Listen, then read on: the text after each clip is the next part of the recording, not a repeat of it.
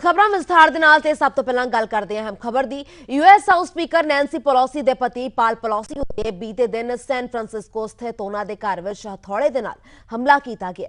मिली जानकारी मुताबिक इस हमले दे विच 82 साला पाल पेलोसी दे हत्थां बाहां दे विच तां सट्टां लगियां ही ने तां इस हमले दौरान उन्हां दे सिर दे विच भी फ्रैक्चर होया। पाल पेलोसी दा हस्पताल विच इलाज चल रहा है। हमलावर ने शुक्रवार दी तड़कसार करीब 2 बजे तो बाद पेलोसी दे घर दे विच होया अते हमला कर दिता। इस दौरान पाल पेलोसी ने समझदारी वरतदियां होया 911 उत्ते मदद लई कॉल कर दित्ती सी अते टेलीफोन लाइन नूं चलदियां होया छड़ दित्ता सी।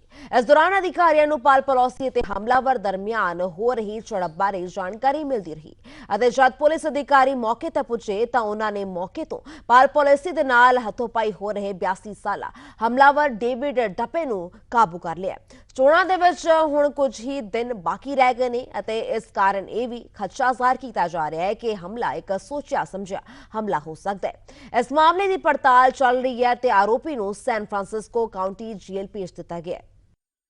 At approximately 2:27 this morning, San Francisco police officers were dispatched to the residence of Speaker Nancy Pelosi regarding an A priority well-being check. When the officers arrived on scene, they encountered an adult male and Mr. Pelosi's husband, Paul. Our officers observed Ms. Pelosi and the suspect both holding a hammer. The suspect pulled the hammer away from Ms. Pelosi and violently assaulted him with it. Our officers immediately tackled the suspect, disarmed him, took him into custody, requested emergency backup, and rendered medical aid. The suspect has been identified as 42-year-old David DePeck.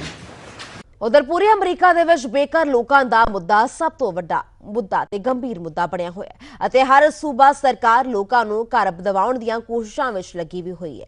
बीते दिन California सूबे दे governor Gavin न्यूज़म ने एक press conference दौरान दस्सिया है कि सूबा सरकार घट समय दे विच हर कोशिश कर रही है कि लोकां नूं घर मिले अते बेघर होए लोकां नूं सड़कां ते गलियां दे विच रहण लई मजबूर ना होना पवे। गवर्नर ने इस मौके सूबा सरकार दे वल्लों बेघर होए लोकां दे वास्ते कीतियां जा रहीआं कोशिशां बारे जानकारी सांझी कीती है। सुनावांगे। That Governor Brown do something as it relates to the homeless issue. And we just threw that money out near the end of the session.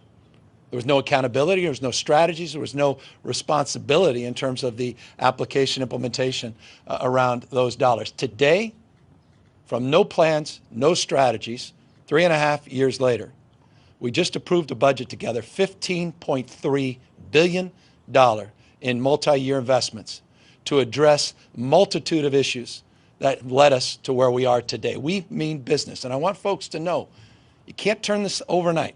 You can't turn around decades of neglect overnight.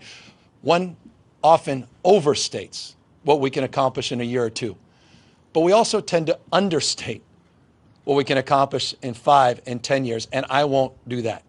I'm extraordinarily enthusiastic about what this state has done over the last number of years to seed real reforms and real strategies, and to support novel programs like this that are all about data, all about outcomes, creating platforms literally and figuratively of engagement, breaking down silos, which are incredibly vexing and frustrating, creating partnerships, not just public-private partnerships, but perhaps more powerfully, public-public partnerships. 11 cities working with each other, cities working with the county, nonprofits working together with law enforcement, people taking responsibility and taking it upon themselves to recognize that we all have component parts of the solution, but unless we deal with the comprehensive needs of individuals like Teresa, we're never going to fundamentally solve this problem. George brought up a number of remarkable programs, and the idea that he connected those dots is the idea we want to bring to this conversation today. And I'll be very brief, and I know you have a lot on your mind in terms of questions. The investments this state has made as it relates to the home key model, 12,500 units in the last 24 months of new permitted housing that have been directly funded and brought into escrow by the state. These are not those $500,000 units that take 6, 8, 10 years. The first round of home key, $846 million, we were able per unit to get the state contribution below $150,000 in that first round. 200 projects, Stanton's one of them, they brought 3 in, to their credit. Helped Teresa. She may not be here had we not done that. Immediate relief, not 5, 10 years of discussion, conversation, NIMBYism, frustration, anger, taxpayers. I can't believe I'm wasting my money. How the hell will you elect that person again? Over and over, the rhetoric stale beyond words. 12,500 units. And we're just winding up. We put $5.8 billion into that program. Buy hotels and motels, start converting things in record time at record low costs. We're addressing the issue of time value of money in terms of driving land use reforms and dealing with regulatory issues. Because everybody wants to solve a problem, but no one wants that problem solved anywhere near them. Break तो बाद एक बार फिर ਸਭ ਦਾ ਸਵਾਗਤ ਹੈ। ਖਬਰਾਂ ਦੇ ਸਿਲਸਿਲੇ ਨੂੰ ਤੋੜਦੇ ਅੱਗੇ ਤੇ ਹੁਣ ਗੱਲ ਕਰਦੇ ਹਾਂ ਕੈਲੀਫੋਰਨੀਆ ਸੂਬੇ ਦੀ ਫ੍ਰੈਸਨੋ ਸਿਟੀ ਕਾਉਂਸਲ ਤੋਂ ਬਾਅਦ ਹੁਣ ਸੂਬੇ ਦੀ ਡਬਲਿਨ ਸਿਟੀ ਕਾਉਂਸਲ ਨੇ ਵੀ ਅਕਤੂਬਰ ਮਹੀਨੇ ਨੂੰ ਹਿੰਦੂ ਜਾਗਰੂਕਤਾ ਅਤੇ ਧੰਨਵਾਦੀ ਮਹੀਨੇ ਵਜੋਂ ਮਨਾਉਣ ਦਾ ਐਲਾਨ ਕਰ ਦਿੱਤਾ ਹੈ। ਤੁਹਾਨੂੰ ਦੱਸ ਦਈਏ ਕਿ ਬੀਤੇ ਦਿਨ ਡਬਲਿਨ ਸਿਟੀ ਕਾਉਂਸਲ ਵੱਲੋਂ ਮੀਟਿੰਗ ਹਾਲ ਦੇ ਵਿੱਚ ਇਸ ਨੂੰ ਮੁੱਖ ਰੱਖਦਿਆਂ ਹੋਇਆਂ ਇਸ ਮਾਨ ਪੱਤਰ ਹਿੰਦੂ ਭਾਈਚਾਰੇ ਨੂੰ ਭੇਂਟ ਕੀਤਾ ਗਿਆ ਸੀ।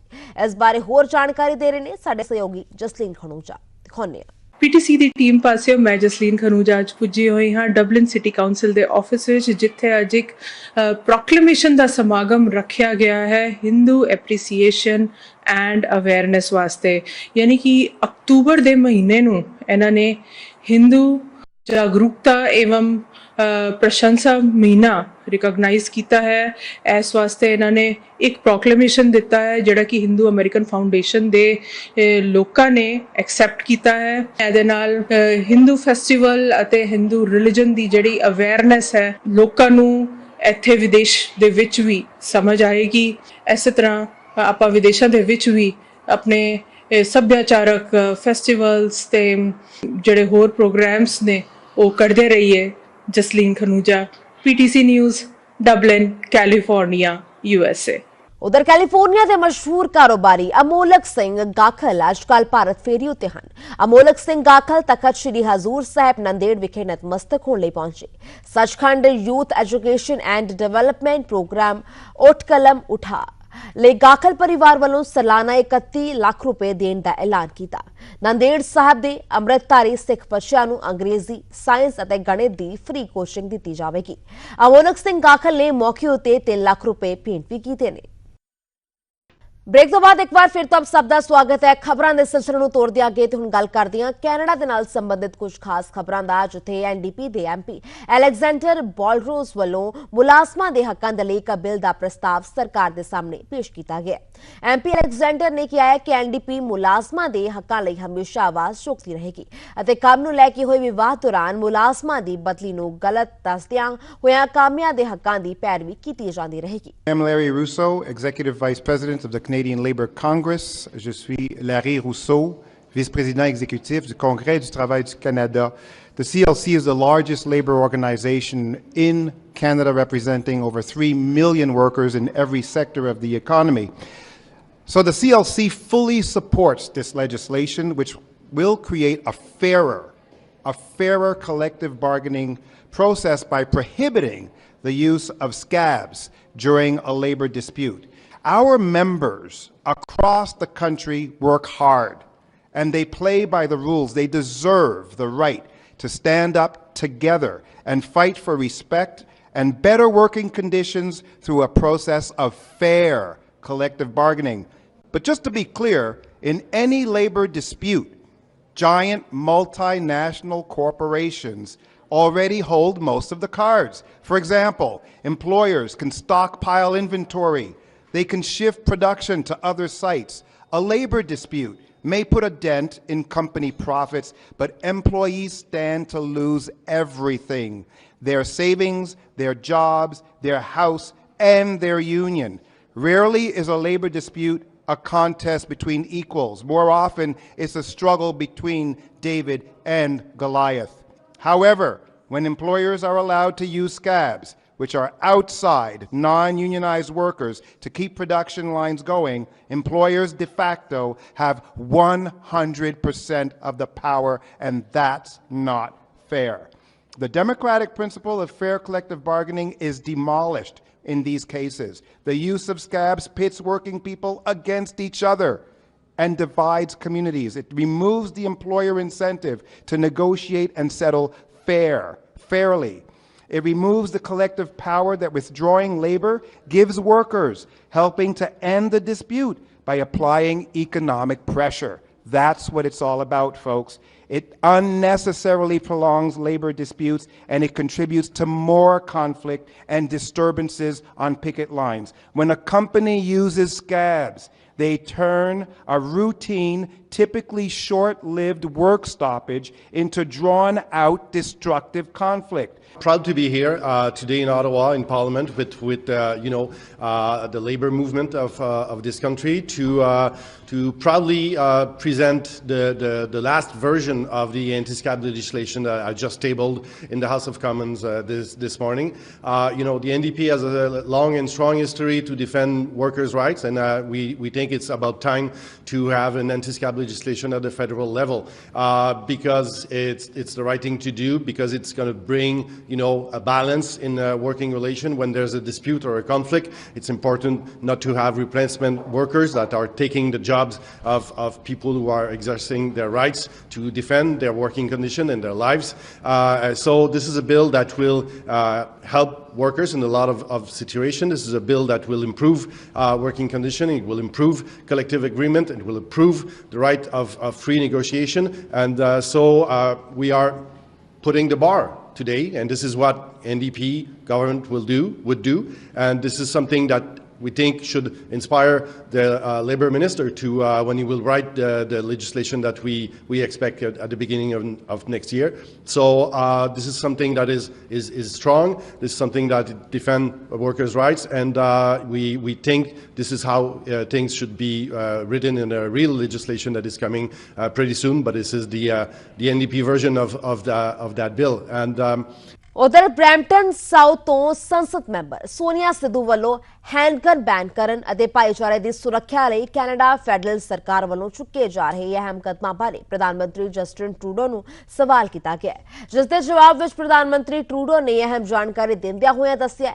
ਕਿ ਹੈਂਡਗਨ ਬੈਨ ਅਤੇ ਹੋਰ ਬਾਰਡਰ ਸੁਰੱਖਿਆ ਅਫਸਰਾਂ ਨੂੰ ਤਾਇਨਾਤ ਕਰਨ ਜਿਹੇ ਅਹਿਮ ਫੈਸਲਿਆਂ ਤੋਂ ਇਲਾਵਾ ਕਿਸ ਤਰ੍ਹਾਂ ਫੈਡਰਲ ਸਰਕਾਰ ਵੱਖੋ-ਵੱਖ ਸੂਬਿਆਂ ਨਾਲ ਮਿਲ ਕੇ ਭਾਈਚਾਰੇ ਦੀ ਸੁਰੱਖਿਆ ਲਈ ਕੰਮ ਕਰ ਰਹੀ ਹੈ ਪੇਸ਼ ਹੈ Mr. Speaker, handguns have ripped our communities apart. We have seen this firsthand in Brampton, in the Greater Toronto area, the Toronto Danforth shooting, the Quebec City mosque attack, the Edmonton shooting, all senseless handgun violence that claimed loved ones too soon. While Conservatives are trying to make assault weapons legal again, the Prime Minister and Minister of Public Safety are taking swift action to protect Canadians. Could the Right Honourable Prime Minister please share with this House how the handgun freeze will protect all Canadian communities?